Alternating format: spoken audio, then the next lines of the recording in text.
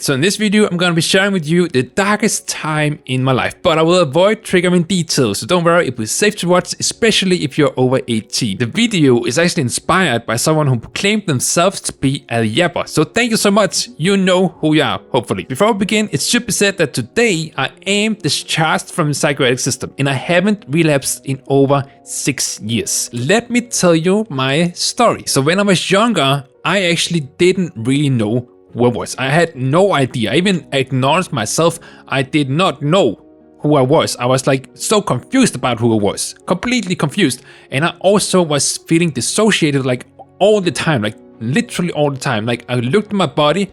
I saw my hand, but I didn't actually recognize it as my own. I was like, there's a hand, I can see it, but I don't really get like, I do get logically speaking, it's my own hand, but like I don't, my brain doesn't like feel as it's my own hand. So I was like completely out of body, dissociated all the time. It was crazy. And I was about to start like college. I think it's called in America, and in Danish it would be called gymnasium. But I knew like at that point, I knew I could not continue. Like I just knew that wasn't gonna work out. So like I tried really hard to find myself. I tried so hard because I wanted to keep going. I wanted to like have a successful life, but I knew if I didn't do something that would help me keep going, it wouldn't turn out well. So my mom actually raised me with spirituality, and that was like the only thing I knew about where I could find myself. I was going so deep into it, and if you know about spirituality, you probably know that like it can get a little spacey sometimes. It can get a little bit spacey sometimes. So it went very spacey for me, and I actually ended up having a full-blown psychosis. I had delusions, and like I was actually properly psychotic at that point. So I got into the psychiatric system because, well, they were the only ones at that point that could help me. I mean, literally the only ones. I got hospitalized in like a psych ward and stuff. So like, needless to say, I was not doing well. You know, all my life I had felt like that I was a freak. Like in the school, in the kindergarten, even like in my you know, in so many places I felt like a complete freak. But I knew like deep down in my heart, without like consciously saying it to myself, I just knew I was a good person. So all this bullying and like ostracization that was going on in my life in my school and stuff, it made me feel incredibly misunderstood. And in the end, I actually blamed myself for like not being normal. It was actually really tragic. And then later on, when I got hospitalized again in another low point of my life, I was diagnosed with schizophrenia. And yes, I have actually been open about this in the whole channel. You may not have noticed if you come here like later on, but I do say in my description that I'm neurodivergent, but I do not say the diagnosis I have, and that's because, as I said at the beginning, I have been like stable for 6 years. So it's not really something that's affecting me in my life anymore. And yeah, it was something I shared actually a lot about in the beginning of the channel. Like I talked so much about it. If you go to the second stream I ever did, that's like when I really opened up about it. I also have some shorts in the beginning of my shorts posting, where you can see I also shared a lot about it. So yeah, I'm completely open with it. So it's fine at this point. But the diagnosis back then, when I got it, actually affirmed like all my negative self-beliefs. You know, I was like all the negative things that my past had made me believe because I was bullied and ostracized and stuff, it just suddenly felt like that all of it was true.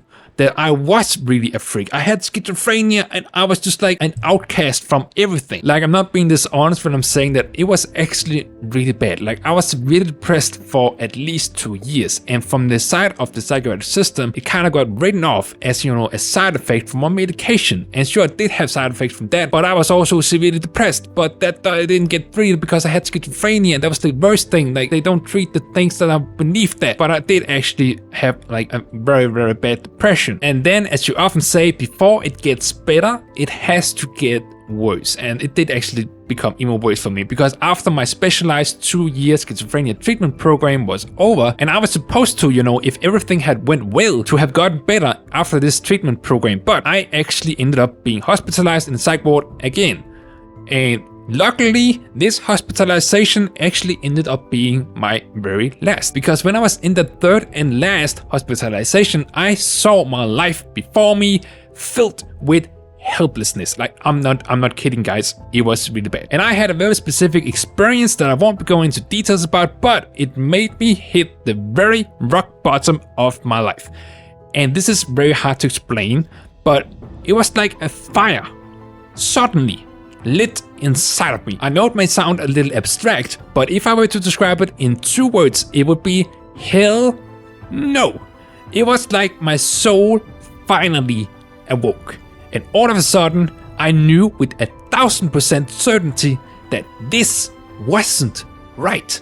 The nagging feeling of being misunderstood suddenly lit in flames. And from that day onward, it started serving as fuel rather than a damper. That was like over 6 years ago, and yes, it was the day that every single thing in my life changed. I stopped relying on the psychiatric system to fix me, and I started fixing myself. Yes, I actually did the work.